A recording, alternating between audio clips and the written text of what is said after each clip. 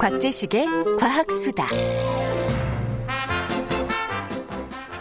네, 이 시간은 공학 박사이자 SF 소설가 곽재식 작가와 함께합니다. 안녕하세요. 안녕하세요, 곽재식입니다. 네, 반갑습니다. 오늘의 주제가 이 컴퓨터 게임과 인공지능입니다. 그렇습니다. 네. 전 이제 원고를 앉아서 좀 보고 있다가 문득 그런 생각이 났습니다. 예전에 저희가 학교 다닐 때 영어를 배울 때 말입니다. 예. 영어 공부 뭐 요즘은 교재가 많지만 그때는 학습 프로그램 별로 없었잖아요. 그래서 뭐 팝송을 듣는다든지 혹은 이제 영화를 본다든지 이런 식으로 영어 공부를 하는 경우가 많이 있었거든요. 네. 네. 굉장히 공감하시네요, 박 작가님도. 저는 중학교 다닐 때 아하. 요즘 KBS 해피 FM에서 아직도 네. 하고 있는 굿모닝 팝스라는 프로그램이 있지 않습니까? 그때도 있었어요, 맞아요. 네, 중학교 때 저 굿모닝 팝스 굉장히 열심히 들었습니다. 그러니까 방송 프로그램을 통해서. 네. 예. 제가 왜 이 얘기를 하냐면은 요즘은 컴퓨터 게임에 빠져 있고 상당히 즐겨하는 그 사람들 많잖아요. 특히나 이제 학생들 중에서는 어마어마한데 매니아들이. 근데 이 게임 때문에 컴퓨터에 익숙해지는 경우도 생길 수 있잖아요. 그렇죠. 그래서 오늘 말씀하신 대로 네. 컴퓨터 게임과 인공지능과의 관계에 대해서 좀 이야기를 해보려고 하는데 네. 특히 컴퓨터 게임 산업이 발전하면서 인공지능에 꼭 필요한 기술이 어떻게 탄생됐는가 그 이야기를 해보려고 합니다. 네. 특히 좀 간접적인 관계에 대해서 이야기를 해보려고 하는데 네. 컴퓨터 게임을 뭐 열심히 하면 인공지능에 대해서도 잘할 수 있다 뭐 이런 내용은 아니고요. 네. 좀 이렇게 이 묘하게 좀 꼬인 간접적인 관계가 있어서 그 이야기를 좀 해보려고 한번 합니다. 풀어보죠, 그러면. 예. 어떤 관계를 생각하시는 거예요? 일단 직접적인 관계도 사실은 있습니다. 오늘의 핵심은 네. 간접적인 관계지만 예를 들어서 컴퓨터 게임을 우리가 생각을 해보면 어떤 규칙에 따라서 주인공하고 상대편이 이렇게 겨루는 내용 이런 게 컴퓨터 게임이 많은데 예. 보통 상대편은 컴퓨터 게임이니까 컴퓨터가 조종해주는 경우가 많거든요. 네. 그래서 컴퓨터가 조종해주는 상대방이 이렇게 영리하게 잘 움직이면 우리가 보통 컴퓨터 게임을 하면서 이 게임은 인공지능이 좋네라는 식으로 흔히들 이야기를 합니다. 컴퓨터 실력이 좋네, 뭐 이런 거네요, 한마디로. 네, 그런 식으로 흔히 이야기를 합니다. 그래서 컴퓨터 게임하고 인공지능은 뗄래야 뗄 수 없는 관계죠. 사실은 예. 직접적으로도. 그리고 따지고 보면 뭐 바둑이나 체스 이런 것도 게임의 한 형태거든요. 근데 바둑을 두는 인공지능이나 체스를 두는 인공지능 같은 거는 인공지능의 어떤 대표적인 한 형태로 우리에게 굉장히 또 친숙하기도 하죠. 네. 그래서 게임하고 인공지능이 굉장히 가까운 편입니다. 더군다나 컴퓨터 이론의 초기 개척자로 손꼽히는 학자 중에 앨런 튜링이라는 인물이 있는데 이분도 무려 1950년에 변변한 컴퓨터라는 것이 세상에 잘 개발되지도 않았을 시절에 컴퓨터가 앞으로 개발된다면 이런 식으로 게임에 활용할 수 있을 것이다 라고 해서 막상 컴퓨터는 없는데 컴퓨터가 있다면 체스 두는 프로그램을 이렇게 짜면 좋겠다라고 해가지고 체스 두는 프로그램을 짰던 적도 있거든요. 네. 그래서 컴퓨터 게임과 인공지능의 관계는 사실 직접적인 관계도 굉장히 깊습니다. 그렇군요. 게임하면은 뭐 이제 예전에 무슨 뭐 저기 단순한 그런 뭐 벽돌 깨기, 뭐 갤러그 이런 게임부터 시작해서 뭐 스타크래프트를 넘어서서 최근의 게임들을 보면 뭐 상당히 그 지능화돼 있고 복잡하고 뭐 컴퓨터 시뮬레이션을 범가게 만드는 그런 게임들이 많잖아요. 그렇죠. 그럼 그만큼 또 인공지능이 더 많이 어찌 보면은 함께 섞여 있다 이렇게 볼 수 있는 건가요? 그렇죠. 특히 그 중에서도 오늘은 한 사람의 좀 작품에 대해서 이야기를 해보려고 하는데요. 네. 존 카맥이라는 미국 프로그래머가 있습니다. 존 카맥. 예, 이분이 90년대부터 2000년대 초반까지 만들어냈던 작품에 대해서 이야기를 좀 해보려고 하는데 네. 존 카맥이라는 이분이 굉장히 이야기거리 많은 분이세요. 단적인 이야기 하나만 좀 소개를 해드리면 네. 이분이 초등학생 때부터 컴퓨터에 완전히 심취를 했거든요. 컴퓨터 게임에도 많이 빠졌고 프로그램을 직접 만드는 데도 굉장히 많이 빠졌는데 네. 그래서 꼭 사고 싶은 컴퓨터가 있었는데 부모님께서 너무 안 사주시는 거예요. 그래서 초등학교 고학년 때 이분이 어릴 때부터 좀 이렇게 두뇌가 뛰어나고 사실 학교 공부도 굉장히 좀 잘하는 편이었다고 하는데 그래서 부모님께서 컴퓨터를 너무 안 사주시니까 사제 폭탄을 개발을 해가지고 폭탄이요? 예, 그거를 컴퓨터 가게에 설치를 한 다음에 네. 컴퓨터 가게에 폭파시키고 컴퓨터를 가져온다 뭐 이런 계획을 세웠다가 이건 안 되죠. 네, 잘못해가지고 그러다가 경찰에 잡히게 됩니다. 그래서 소년원 생활도 좀 하게 되고 진짜로요? 예, 그런 분이 그런 아주 좀 극단적인 분이셨는데 그렇네요. 이분이 나중에 그거에 대해서 반성도 굉장히 많이 했어요. 반성해야죠. 그렇게 너무 외골수를 살 게 아닌데 그렇게 안 살았다면 내 인생이 훨씬 더 행복했을 텐데 이런 식으로 반성도 많이 하셨는데 네. 어쨌거나 그 정도로 컴퓨터에 심취하셨던 분이기 때문에 그 길로 쭉 나가셨고 나중에는 작은 컴퓨터 프로그램을 개발하는 컴퓨터 게임을 개발하는 중소기업에 취직을 했다가 그 중소기업에서 만난 동료들하고 나가서 자기 회사를 같이 차려가지고 그 회사에서 90년대에 뭐 울펜스타인 3D라든가 둠 시리즈, 퀘이크 시리즈 이런 굉장히 대히트를 한 그런 컴퓨터 게임을 개발하는데 아주 주도적인 역할을 하면서 지금은 뭐 억만장자, 백만장자 반열에 오른 대표적인 컴퓨터 게임 개발자로도 유명하신 분입니다. 네. 컴퓨터 게임 개발을 했군요. 예. 그 당시에도 게임이 좀 인기가 있었어요? 지금하고는 좀 차이가 있었을 것 같은데요. 지금하고는 어떻게 보면 요즘 우리가 접하는 게임으로 넘어오는 전환기에 있었던 게임들입니다. 특히 이 시대에 좀 지적할 만한 주요한 변화는 뭐냐면 아까 말씀드린 뭐 울펜스타인 3D라든가 둠 시리즈, 퀘이크 시리즈 이런 게임들은 그 전의 게임들에 비해서 주요한 차이가 뭐냐면 3차원 그래픽을 사용했다는 게 굉장히 큰 차이점이었습니다. 그 전의 게임들은 이제 2차원 그래픽을 사용하는 게 많았는데 네. 이게 무슨 뜻이냐면 예전에는 게임에 나오는 화면들을 사람이 일일이 손으로 그린 것들이 이제 화면에 보이는 것들이었거든요. 예를 들어서 게임 속에서 어떤 뭐 적을 만났다. 그러면 적을 앞에서 만났을 때는 앞모습이 보이고 적의 옆쪽에서 마주쳤을 때는 적의 옆모습이 보일 거 아니에요.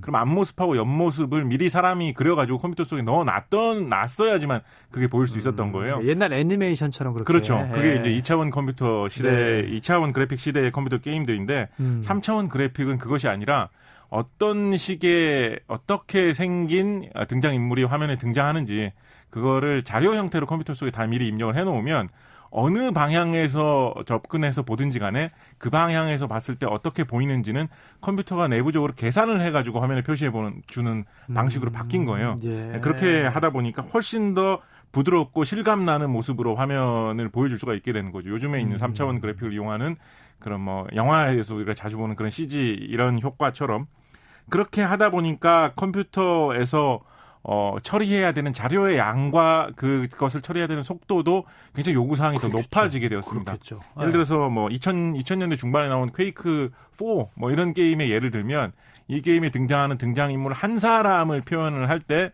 이 등장인물 한 사람의 모습을 삼각형, 사각형 이런 도형 한 2,500개 정도로 쪼개가지고 어느 방향에서 보이느냐에 따라서 그 2,500개의 삼각형, 사각형 도형들의 각도를 컴퓨터가 계산을 해가지고 화면에 표시해주는 방식이거든요. 네. 그게 이제 움직일 때마다 부드럽게 애니메이션으로 뭐 1초에 뭐 30번씩, 50번씩, 60번씩 바꿔서 보여줘야 되니까 컴퓨터가 굉장히 빨리 계산을 해야 되는 시대로 넘어오게 된 것이기도 하죠. 예. 그만큼 이제 어찌 보면은 그러면서 거기에 대한 이제 인공지능 같은 걸로 또 가미가 되고 컴퓨터가 더 복잡하고 더 이제 고차원적인 컴퓨터로 변하게 된 거네요. 그렇죠. 게임도 발전하고 컴퓨터도 발전하고 인공지능도 더 그렇고.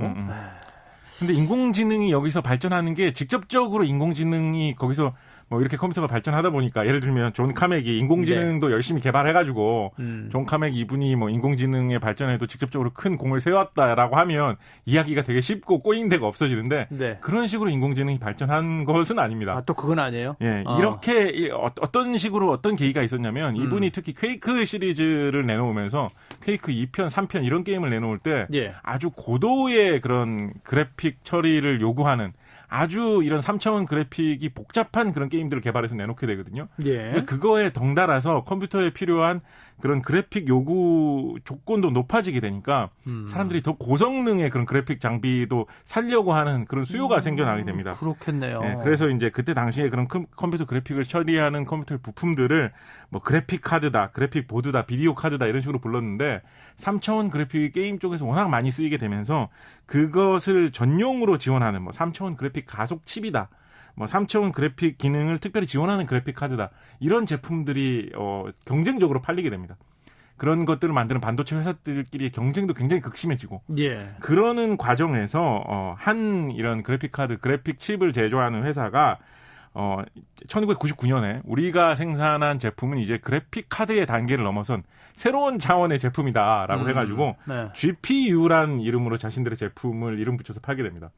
컴퓨터에서 제일 중요한 부품을 흔히 이제 CPU죠. 중앙 처리 장치, 센트럴 프로세싱 유닛이라고 해가지고 파는데 그래픽을 지원하는 그런 반도체 칩인데도 CPU 못지않게 중요한 부품이다라는 그래서 GPU다. 그런 어감으로 그래픽 프로세싱 유닛이라고 해가지고 GPU라고 자기 이름을 붙여갖고 팔게 되거든요. 그래서 그때쯤을 기점으로 해가지고 컴퓨터에 들어가는 이 그래픽을 위해서 붙여넣는 이 반도체 칩의 성능이 아주 비약적으로 강력하게 증가를 하게 됩니다. 그때가 정확히 언제쯤이에요, 그러면? 그러니까 2000년 전후 정도죠. 아하. 1999년에 최초의 GPU가 나왔다라고 이야기를 하니까. 네. 컴퓨터 게임, 그래서 이때 이제 GPU를 나와서 GPU를 만드는 회사들이 제품을 출시를 해주고 발표를 하면 항상 이제 광고를 하는 게 우리 제품을 끼워서 아까 말씀드린 뭐 퀘이크 시리즈 같은 거를 실행을 시키면 훨씬 더 게임이 부드럽게 돌아간다. 이런 걸로 막 선전을 했거든요. 이게 인공지능하고 도대체 어떻게 연결이 되냐면 네. 이런 GPU 칩들은 그 주요한 기능이 뭐 2,500개의 삼각형의 모습을 계산해가지고 화면에 표시해 주는 거 이런 것들입니다. 즉 간단하고 단순한 계산을 동시에 굉장히 빠르게 할 수 있는 그런 기능이 특화되어 있었습니다. 보통의 CPU들이 뭐 복잡한 여러 가지 처리를 하는 그런 데 집중되어 있었다면 이런 GPU들은 간단한 계산 여러 가지를 동시에 빠르게 처리하는데 집중화되어 있었거든요. 조금 관점이 차이가 있네요. 네, 차이가 있죠. 그런데 바로 이런 기능이 인공지능 그중에서도 우리 지난 시간에 했던 딥러닝에서 네.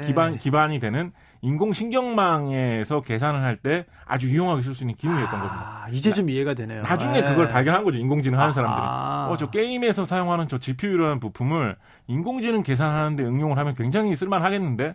라는 식으로 생각을 하게 된 네. 거죠. 그래서 요즘에 이 딥러닝 이용하는 인공신경망 이용하는 고대 인공지능 프로그램들은 네. 원래는 컴퓨터 게임의 그래픽 처리를 위해서 개발된 아하. 이 칩을 이용을 해가지고 인공지능 계산을 하는 네. 경우가 굉장히 많습니다. 지난주에 곽재식 작가 그 말씀 하셨어요. 뭐 AI나 인공지능 이런 것들이 뭐 엄청나게 컴퓨터가 너무 그러니까 뭐 특별한 해법을 가지고 찾아내서 해결책을 모색하는 이런 게 아니라 수없이 많은 데이터들을 갖고 있고 그거를 실행하는 과정에서 방법들을 찾아내는 거라고 그 얘기를 하셨거든요. 이게 마찬가지 개념이겠군요. 그거하고 비슷한 방향이죠. 아하. 그래서 대표적으로 우리 바둑 인공지능으로 유명한 알파고 같은 경우에는 네. 이 GPU를 한 500개에서 600개 정도 그 정도를 설치를 해두고 그걸 이용해서 계산을 해서 이제 바둑 또는 인공지능을 운영을 한다고 하고요. 네. 이렇게 하면 가장 큰 장점이 뭐냐면 네. 우리 예전에 지지난 시간인가에 일본의 제5세대 컴퓨터 프로젝트 말씀드리면서 네. 일본의 어떤 최고의 공을 들여가지고 사람들이 연구원들이 최고 수준의 어떤 그런 칩을 만들어가지고 했는데도 결국 실패했다는 식으로 성공하지 말씀드렸거든요. 못했다고 했잖아요. 근데 그런 식으로 칩을 만들면 최고의 연구원들이 정말 수작업으로 온 힘을 다해가지고 칩을 만들기 때문에 하나하나가 굉장히 만들기도 어렵고 나오는 숫자도 적고 네. 정말 최고로 국가에서 꼭 필요한 데가 아니면 그걸 주지도 않고 그렇게 돼서 쓰기가 힘듭니다. 그런데 이 GPU는 애초에 컴퓨터 게임의 그래픽을 위해서 나온 것이기 때문에 그냥 시장에 가면 뭐 인터넷에 가면 누구나 살 수 있는 것이거든요. 가격도 더 싸요? 가격도 엄청나게 싸죠. 요즘 뭐 GPU 성능이 요즘 그냥 스마트폰 이런 데도 GPU가 들어있거든요. 네. 그런 데 들어있는 아주 하잘것없는 GPU라고 하더라도 이게 수십만 명에게 판매를 하는 그런 경쟁 구도 속에서 나오는 제품이기 때문에 얼마 되지도 않는 가격이지만 성능은 뭐 90년대에 나오는 슈퍼컴퓨터보다도 오히려 더 우월하고 이런 경우가 왕왕 있습니다. 그래서 그런 덕분에 이런 대량 생산 제품으로 컴퓨터 게임을 위해서 대중을 위해서 개발된 제품이기 때문에 첨단 인공지능을 이용을 해서 활용을 하지만 굉장히 구하기도 쉽고 가격도 굉장히 싸고 이런 장점도 있어서 인공지능이 폭발적으로 기술이 발전하는데도 큰 도움이 됐었던 거죠. 그러니까 이 GPU가 컴퓨터 게임에 많이 이용이 됐고 그 컴퓨터 게임이 발전하면서 또 인공지능의 발전에도 또 기여를 했다. 그렇죠. 이렇게 볼 수 있는 거군요. 그렇습니다. 그래요. 그러니까 또 어찌 보면 이러니까 뭐 그 게임이나 이런 부분들 게임 산업이라고 하잖아요. 요즘에는. 그렇죠. 이게 이제 정부에서 또 지원도 하고 여러 가지 것도 있는데 이 컴퓨터 산업이라든지 앞으로 정보 사회 발전을 위해서는 또 이런 쪽도 굉장히 또 의미가 있는 것 같아요. 그렇죠. 네. 한 가지 드리고 싶은 말씀은 뭐냐면 2019년에 상반기 수출액 통계가 나온 것 중에서 우리나라요? 한국 콘텐츠진흥원에서 발표한 콘텐츠 문화상품 수출액 통계가 있습니다. 거기를 보면 한국 영화가 해외에 수출된 거의 규모가 한 2,800만 달러치 정도라고 하거든요. 2019년 상반기에. 2,800만 달러치 한국 영화가 팔렸는데 같은 기간에 컴퓨터 게임이 외국에 수출된 액수는 33억 달러라고 해요. 그러니까 100배가 넘죠. 한국 그렇게 영화가 차이나요? 수출된 거에 비해서. 아. K-팝으로 대표되는 한국 음악 상품이 해외에 네. 수출된 금액이 어. 2억 6천만 달러라고 하거든요. 네. 게임이 K-팝 같은 음악이 팔린 것보다 10배가 더 수출이 많이 된 거예요. 야. 그러니까 해외의 관점에서 이런 수출 액수의 관점에서 보면 한국을 대표하는 문화 상품이 컴퓨터 게임이거든요, 사실은. 네. 이런 게 벌써 한 수십 년 됐습니다. 이렇게 된 지가. 예, 그렇게 보면은 네. 우리가 영화도 뭐 좋은 영화다, 나쁜 영화다 비평을 하고 이런 영화 더 많이 나와야 된다, 이런 영화 앞으로 나오면 안 된다 이런 식으로 네. 문화의 일부로서 진지하게 많이 받아들이고 또 더 좋은 문화를 위해서 영화에 신경도 많이 쓰고 그렇지 않습니까? 그런 의미에서도 게임도 어떤 그냥 단순히 돈을 벌 도구라든가 혹은 뭐 사람의 시간을 뺏는 어떤 것 이런 식으로 생각하기보다는 영화처럼 우리 문화의 일부로 어떤 것이 좋은 게임이고 어떤 것이 나쁜 게임이냐 좀 활발하게 비평도 하고 우리 문화의 일부로서 받아들여서 또 게임을 개발하는 제작사 쪽에서도 어떤 게임을 만들면 돈 많이 벌겠지 이런 쪽보다도 이 게임으로서 우리의 문화에 뭘 기여할 수 있을 것인가, 예. 우리 사회에 어떤 문화적인 메시지를 들려줄 수 있을 것인가 이런 점도 좀 고민하면서 게임을 만들어 나가는 문화로 좀 나간다면 그것도 또 되게 의미 있는 일이 아닌가 그런 생각도 해봅니다. 그렇죠. 예. 또 지나치게 폭력적이거나 선정적으로 가는 거는 또 진짜 분명히 막 우리가 규제도 해야 될 것 같고요. 반면에 또 이 게임 산업을 육성하는 또 발전시키는 데도 영향을 많이 해야겠네요. 그렇습니다. 말씀 듣다 보니까 생각나는 게 그 한류 그 BTS라든지 영화 기생충이라든지 이런 것처럼 우리 게임도 그렇게 좀 그 누구나 전 세계 누구나 다 공감할 수 있는 뭐 그런 식의 어떤 역작들이 나와서 우리나라 문화의 IT 수준을 더 끌어올릴 수 있는 일들이 많이 생기면 좋겠다는 생각도 드네요. 그렇습니다. 예, 가치가 있는 일이네요. 예. 하여튼 곽재식의 과학수다 처음에 딱 얘기 들을 때는 처음에는 좀 어렵게만 느껴지고 무슨 소리인지 잘 모르겠는데 끝날 때쯤 되면 이 얘기를 하려고 하셨구나라는 생각을 하게 됩니다. 감사합니다. 예. 다음 컴퓨터 주에는 게임? 처음부터 쉽게. 그래요? 예. 처음부터 쉽게. 그럼 또 매력이 없는 거 아닌가요? 알겠습니다. 자, 컴퓨터 게임이 또 인공지능 또 컴퓨터 발전을 위해서 어떤 영향을 미쳤고 어떤 관계가 있는지 오늘 자세히 한번 살펴봤습니다. 곽재식의 과학수다 공학박사 곽재식 작가였습니다. 고맙습니다. 감사합니다.